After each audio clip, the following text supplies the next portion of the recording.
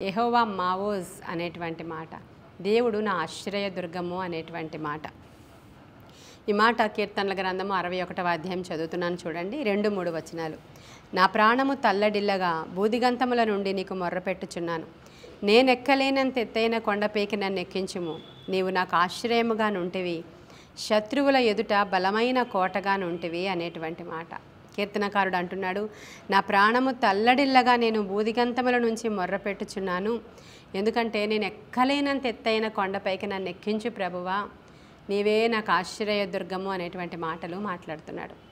దావీదు యొక్క కష్టాలు మన అందరికీ తెలిసినవే, మనం అనుదినము ధ్యానం చేస్తున్నవే. అయినప్పటికీ కూడా దావీదు దేవుణ్ణి తన ఆశ్రయదుర్గముగా కలిగి ఉన్నాడు. తన యొక్క దేవుని యొక్క ఆశ్రయము కింద, ఆయన రెక్కల క్రిందకి దావీదు అనునిత్యము వచ్చి నీవే నాకు ఆశ్రయదుర్గమని ఆయన ఆశ్రయించడం అనేది దావీదు నేర్చుకున్నాడు. చాలామంది మన జీవితాలలో వస్తున్నటువంటి సమస్యల్ని, ఇరుకుల్ని, ఇబ్బందుల్ని బట్టి కృంగిపోతూ ఉన్నారు. చాలా కృంగిపోతున్నారు. ఒంటరితనమును బట్టి కృంగిపోతూ ఉన్నారు.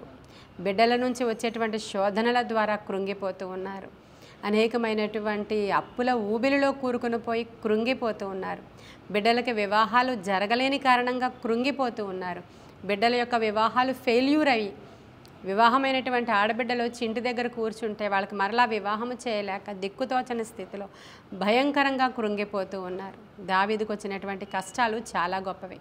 ఆ కష్టాల్లోంచి దావీదు ఏమంటున్నాడంటే, నాకు ఎలా కనబడుతున్నావంటే దేవా, నీవు ఎత్తైన కోటగా ఉన్నావు, నాకు ఆశ్రయదుర్గముగా ఉన్నావు, నేను ఎక్కలేనంత ఎత్తైనటువంటి కొండపైకి నన్ను ఎక్కించయ్యా అని ప్రార్థిస్తున్నాడు. కారణం, దావీదు మంచి ప్రవక్త, దర్శనాలు చూచేవాడు, దేవునితో సహవాసం చేయవాడు, అనునిత్యము దేవుణ్ణి కీర్తించేవాడు, దేవుని మీద ఆధారపడినవాడు, దేవుడంటే భయపడేవాడు.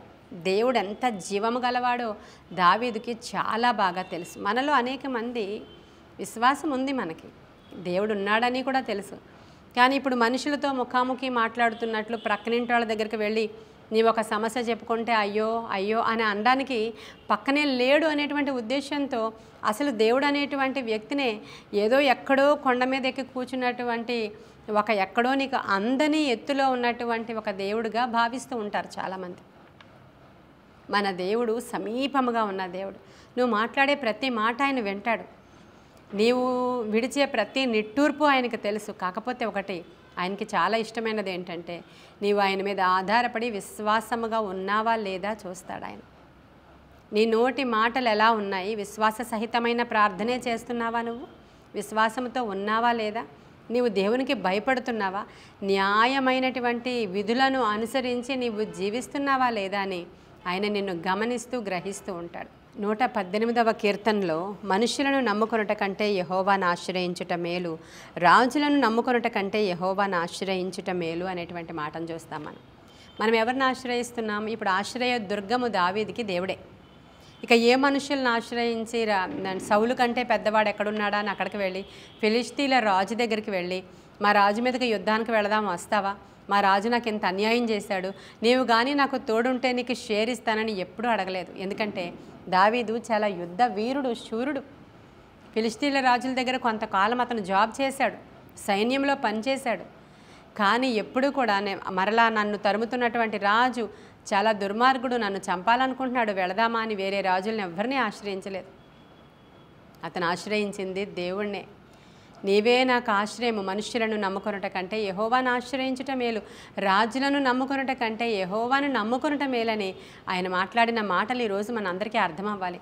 చాలామంది నాకు ప్రేయర్ రిక్వెస్ట్లు ఇస్తున్న వాళ్ళు, నేను చూస్తున్న వాళ్ళు, వాళ్ళ సమస్యల ద్వారా చాలా కృంగిపోతూ ఉన్నారు. వాళ్ళు మన ఎడల దేవుడు ఉద్దేశించినటువంటి సంగతులు అన్నీ కూడా అవి మేలుకరమైనవే, హానికరమైనవి కావు అని దేవుని యొక్క వాక్యం సెలవిస్తుంది. చూడండి, ఇర్మియా గ్రంథం 29వ అధ్యాయం 11వ వచనంలో, నేను మిమ్మల్ని గూర్చి ఉద్దేశించిన సంగతులు నేను ఎరుగుదును. మీ గురించి దేవుడు ఏదైతే ఉద్దేశాలు కలిగి ఉన్నారో అవన్నీ దేవునికి తెలుసు. రాబోవు కాలమందు మీకు నిరీక్షణ కలుగునట్లు అవి సమాధానకరములైన ఉద్దేశములే కానీ హానికరములు కావు. హల్లెలూయా చెప్పండి వింటున్నవాళ్ళు. రాబోయే దినములందు మీకు మేలు కలగడానికి అవన్నీ సమాధానకరమైన ఉద్దేశాలే కానీ హానికరమైనవి కావమ్మా అని చెప్తున్నాడు ఆయన. అయితే ఒకటి, మేము తట్టుకోలేకపోతున్నామయ్యా, ఇన్ని సమస్యలు ఏంటి, మాకే ఎందుకు వచ్చాయి? కొన్ని సందర్భాల్లో మనందరికీ తెలియంది ఏమీ లేదు. మనం ఏమి విత్తుకుంటున్నామో అది కోస్తూ ఉంటాం. కొన్ని సందర్భాల్లో విపరీతమైన లగ్జరీస్కి వెళ్ళిపోయి అప్పులు చేసుకుని తిరిగి అప్పుల పాలైపోయి మేము అప్పుల పాలైపోయాం మమ్మల్ని చూడవా అని దేవుడిని అడిగితే అది దేవుడు చేసిందా? అది నువ్వే చేసుకున్నదా? ఒకసారి ఆలోచించు. నీ ఇష్టం వచ్చినట్లు నీవు వివాహం చేసుకొని ఇష్టం వచ్చిన వాడిని వివాహం చేసుకొని దేవుడు ఎంత చెప్తున్నా వినకుండా ఊబిలోనికి వెళ్ళి దేవునికి విరోధమైన వాళ్ళని తీసుకుని వివాహం చేసుకుని వాడు ఈరోజు నిన్ను టార్చర్ పెడుతూ ఉన్నప్పుడు నీ బ్రతుకు నాశనం అయినప్పుడు దేవుడా నువ్వేమయ్యావు, నాకు అసలు ఈ దేవుడు నచ్చలేదు అనడం న్యాయమా? ఒకసారి చెప్పు. మీ సొంత నిర్ణయాలతో మీ పిల్లల భవిష్యత్తు మీరు డిజైన్ చేసుకున్నారు, దేవుడిని అడగలేదు. అవి పాడైనప్పుడు నువ్వేం చేసావని దేవుడిని అడగడం న్యాయమా? ఇవన్నీ ఒకవేళ కానీ నువ్వు చేసి ఉంటే అయినా పర్వాలేదు, ఒక రెమెడీ ఉంది. అదేంటంటే, అయ్యా మేము తప్పు చేసిన వారము, అయ్యా మాకు తెలియక చేశాము, అయ్యా మా దృష్టికి మేము గనులం అనుకున్నాము, నేను నిర్లక్ష్యము చేశాము, ఇప్పుడైతే మాకు బుద్ధి వచ్చింది. నిన్నటి దినాన్ని ఒక వర్తమానం చెప్పాను కదా నెబుకద్నెజర్ గురించి. మీకు నెబుకద్నెజర్ వంటి రాజే నాకు బుద్ధి వచ్చింది, నేను మామూలు అవుతున్నాను, నీ యొక్క పవర్ మైటీ పవర్ అని తెలుసుకున్నాను అని ఇంత ఒప్పుకోలు చేసుకుంటే వెంటనే దేవుడు పోయిన రాజ్యాన్ని తిరిగిచ్చాడు. మరి నీవు ఆయన బిడ్డవి తగ్గించుకుంటున్నావా? నువ్వు ఇంకా గర్వం నీకుందా? దేవుడు నిన్ను ఎక్కడ పెట్టాడో అక్కడే ఉండు, నువ్వు గర్వించకు. నీకు నీవే తెచ్చుకున్నటువంటి శోధనలు అయితే వాటి నుంచి విడిపించమని నీ తప్పిదాలు ఒప్పుకొని దేవుని దగ్గర ఆశ్రయదుర్గము దగ్గర ఆయన యొక్క ఆశ్రయదుర్గములో ఒక ప్లేస్ కావాలని అడగాలి నువ్వు.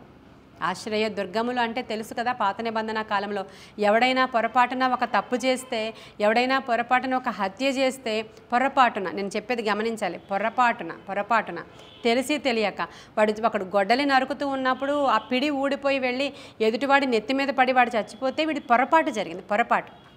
ఆ రోజుల్లో హత్యకి హత్య ఉండేది, ప్రతి హత్య ఉండేది.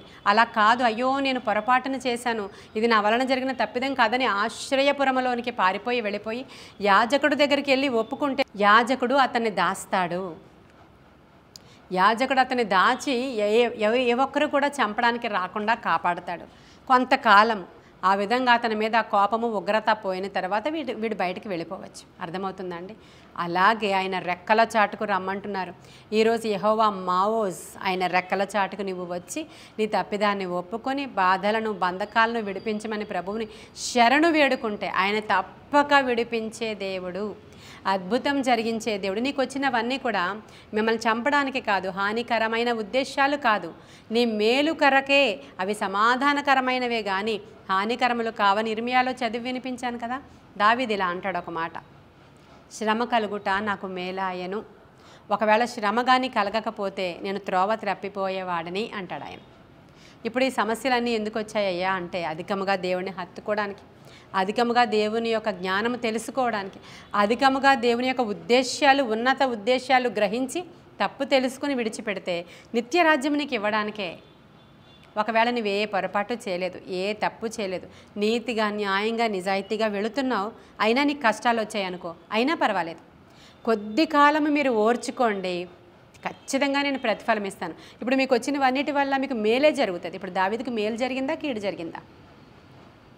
దావీదు దగ్గరికి అందరూ వచ్చారు, ఒక సైన్యం తయారైంది, శత్రువు సంహారం జరిగింది, మంచి రాజ్యాన్ని ఎస్టాబ్లిష్ చేశాడు, దేవునికి మందిరం కట్టించాడు. కాకపోతే కొంతకాలం శ్రమ పడ్డాడు.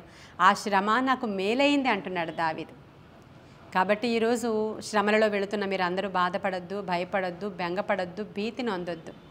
దేవుని యొక్క వాక్యాన్ని తరచూ ధ్యానం చేయండి, తగ్గించుకోండి. ఫస్ట్ నేను చెప్పింది అదే, మిమ్మల్ని మీరు తగ్గించుకోండి. మనకి గర్వం ఉందని మనకు తెలియదు ప్రియమైన దేవుని బిడ్డ, చాలా గర్విష్ఠులం మనము. గర్వం ఉందని మనకు తెలియదు. మన హృదయాన్ని బట్టి మన గర్వాన్ని బట్టి చాటుగా ఏడుస్తాడంట దేవుడు. కాబట్టి గర్వం అంతా మాలోంచి తీసివేయను ఆయన. నటించొద్దు, నిజంగా మార్పు రావాలి. చాలామంది లోపలంతా చాలా గర్వం ఉంటుంది, బయటికి మాత్రం అమ్మ తల్లి అని మాట్లాడతారు, తర్వాత చాలా గర్వంగా ప్రవర్తిస్తారు వాళ్ళు. అది ఎవరికి నష్టం అంటే ఎవరు గర్విష్ఠులో వాళ్ళకే నష్టం. కాబట్టి మనము దావీదులాగా ఈరోజు చెప్దామా, అయ్యా మా ఆశ్రయదుర్గమా, మా ఆధారమా, మా కేడెమా, మమ్మల్ని ఒకసారి దృష్టించండి అయ్యా అని, నేను ఎక్కలేనంత ఎత్తైన కొండపైకి నన్ను ఎక్కించండి అని అడుగుదాం. దావీదు ఈ ప్రార్థన, దావీదు యొక్క పరిస్థితి, దావీదు యొక్క బిహేవియర్తో దేవుడికి ఎంత ఇష్టం అంటే ఒక మాట చదువుతాను చూడండి మీకు. ఈ 2వ సమూయేలు గ్రంథము 8వ అధ్యాయం 14వ వచనంలో దావీదు ఎక్కడికి వెళ్ళినా యెహోవా అతనిని కాపాడుచు ఉండెను. హల్లెలూయా. ఎక్కడికి వెళ్ళినా కూడా యెహోవా అతన్ని కాపాడుతున్నాడు అంట. కాబట్టి మీరు ఏ పరిస్థితిలో ఉన్నా దేవుడు మిమ్మల్ని కాపాడుతూనే ఉంటాడు. భయపడొద్దు. ప్రతి విధమైన ఊబి నుంచి నిన్ను దేవుడు మరి విడిపించడానికి సమర్థుడు. ఆ రోగము నుంచి, ఆ అప్పు నుంచి, ఆ బాధ నుంచి, ఆ లేమి నుంచి, ఇంట్లో వచ్చిన అవమానం నుంచి, నింద నుంచి, అన్నిటి నుంచి కూడా విడిపిస్తాడు. మరొకసారి దేవుని సన్నిధికి వెళ్ళి ఆశ్రయదుర్గాన్ని మీరు ఆశ్రయించండి. ఆశ్రయదుర్గములోనికి పరిగెత్తి పోండి. ఎవ్వరూ ఏమీ చేయలేరు. అప్పుల వాళ్ళు అక్కడే ఉండిపోతారు. నువ్వు తీర్చడానికి దేవుడు సామర్థ్యం ఇస్తాడు. డబ్బులు సంపాదించే సామర్థ్యాన్ని ఇస్తాడు. వాళ్ళందరూ నిన్ను కనికరం చూపిస్తారు నీ మీద. నువ్వు తప్పకుండా తీర్చగలుగుతావు. ఒంటరిగా ఉండి ఎవ్వరూ లేరు, దిక్కుతోచని స్థితిలో విధవరాళ్ళలాగా, అందరూ విడిచిన వాళ్ళలాగా ఉన్నవాళ్ళు చాలామంది బాధలు పడుతూ ఉన్నారు. మీ వైపు కూడా ప్రభువు దృష్టిస్తాడు. న్యాయము చేసే దేవుడు అమ్మ ఆయన. న్యాయము చేసే దేవుడు. గొప్ప కార్యాలు ఆయన జరిగించడానికి సమర్థుడు. కాబట్టి అట్టి కార్యాలు చేసే దేవుని వైపు మరొకసారి మీరు చూసి ఈరోజు యెహోవా మావోజ్ నీకు వందనాలని చెప్పండి. ఈ మాటల ద్వారా కొంత ధైర్యం మీరు తెచ్చుకోవాలని, ఈ మాటలు మీ వినికిడిలో ఫలించాలని, విశ్వాసం మీలోనికి రావాలని, ఉదయకాల సమయంలో ఆశ్రయదుర్గమైన మన ప్రభువుని మీరు ఆధారపడి ఆయన శరణు జొచ్చాలని నేను ఆశపడుతున్నాను. ఈ కొన్ని మాటలు దేవుడు మన వెనికిడిలో దీవించునుగాక. ఆమేన్. మీకోసం నేను ప్రార్థన చేస్తాను. మీరు తేలికపరచబడ్డానికి, మీరు విడిపించబడ్డానికి, మీరు బలం పొందుకోవడానికి, మీలో విశ్వాసం అధికమవడానికి, దావీదుకి ఇచ్చినటువంటి ఆ మంచి ఆసక్తి మీలో కలగడానికి నేను ప్రార్థన చేస్తాను. ఏకీభవించండి. మహాపరిశుద్ధుడైన తండ్రి, మహోన్నతుడైన దేవ, ఎందరైతే విడనాడబడిన వారు ఉన్నారో, ఎందరైతే బాధల్లో ఉన్నారో, ఎందరైతే బంధకాల్లో ఉన్నారో, ఎందరైతే వేదనలో ఉన్నారో, ఎందరైతే ఏ ఉరిలో ఉచ్చులో చిక్కుకుపోయి ఉన్నారో, ఏ అప్పులో వ్యాధిలో చెరలో కూరుకుపోయి ఉన్నారో దేవా, ఈరోజు ప్రతి వారిని విడిపించమని అడుగుచున్నానయ్యా. నీ గాయముల గుండా వచ్చిన రక్త ప్రోక్షణ ఆయా గృహాల మీద ప్రోక్షించబడునుగాక. నీవిచ్చిన ధైర్యపు ఆత్మ వారి గృహాలను దర్శించునుగాక. యేసునామంలో ఒక బ్రేక్ త్రూ జరుగునుగాక. యేసునామంలో ఒక విడుదల కలుగునుగాక. ఆత్మ కార్యాలు వారి జీవితంలో జరుగునుగాక. నీ కృపగల హస్తానికి బిడ్డలను అప్పగించుకుంటూ ఆత్మశక్తితో నింపి నడిపించి మీరు మహిమ పొందుకోమని, ఈరోజు వాళ్ళని ఓదార్చమని, సేదతీర్చమని, విడిపించమని, దావీదుకు తోడై ఉన్నట్లు వారికి తోడై ఉండి నడిపించి మీరు మహిమ పొందుకోమని యేసయ్య శ్రేష్ఠ నామంలో అడుగుచున్నాము తండ్రి. ఆమేన్, ఆమేన్, ఆమేన్. God bless you.